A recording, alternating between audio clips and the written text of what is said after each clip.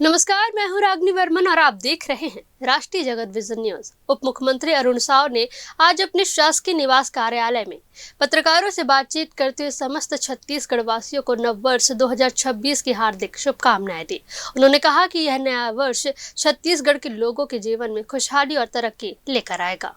साल 2026 की शुरुआत दो बड़े और ऐतिहासिक कार्यक्रमों के साथ होने जा रही है। भारत दर्शन योजना 2.0 के तहत भोरम देव कॉरिडोर का आज भूमि पूजन होगा। यही नहीं, खेलो इंडिया के अंतर्गत नेशनल ट्राइबल गेम्स 2026 की मेजबानी भी छत्तीसगढ़ को मिली है। इसके लिए उप मुख्यमंत्री ने प्रधानमंत्री नरेंद्र मोदी और केंद्रीय खेल मंत्री का धन्यवाद जताया। आज अटल नगर शासकीय निवास कार्यालय में उप मुख्यमंत्री अरुण साव ने खेलो इंडिया ट्राइबल गेम्स 2026 की मशाल गौरव यात्रा को हरी झंडी दिखाकर रवाना किया। वहीं मशाल गौरव यात्रा राज्य के सभी जिलों तक जाएगी और राज्य में ट्राइबल गेम्स का शुभारंभ संभावित रूप से 14 फरवरी को होगा। साथ ही ट्रायल और सिलेक्शन की प्रक्रिया भी शुरू हो गई है। इसी के साथ नए साल में उप मुख्यमंत्री ने नक्सलवाद के खात्मे पर भी जोर दिया।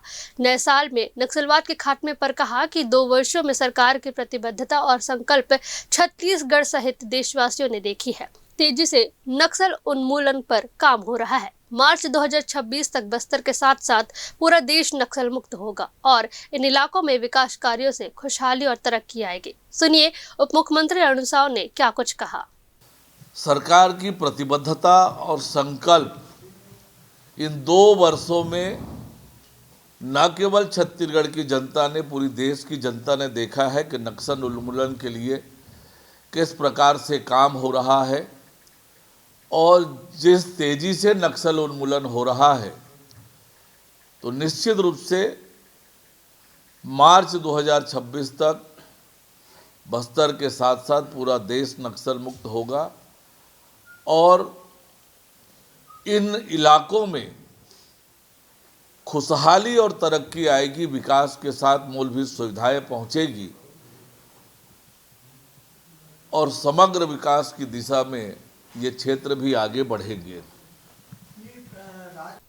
फिलहाल इस खबर में बस इतना ही। देश प्रदेश की खबरों से अपडेटेड रहने के लिए हमारे चैनल को सब्सक्राइब करें और नए खबरों के नोटिफिकेशन के लिए बेल आइकॉन जरूर दबाएं। नमस्कार।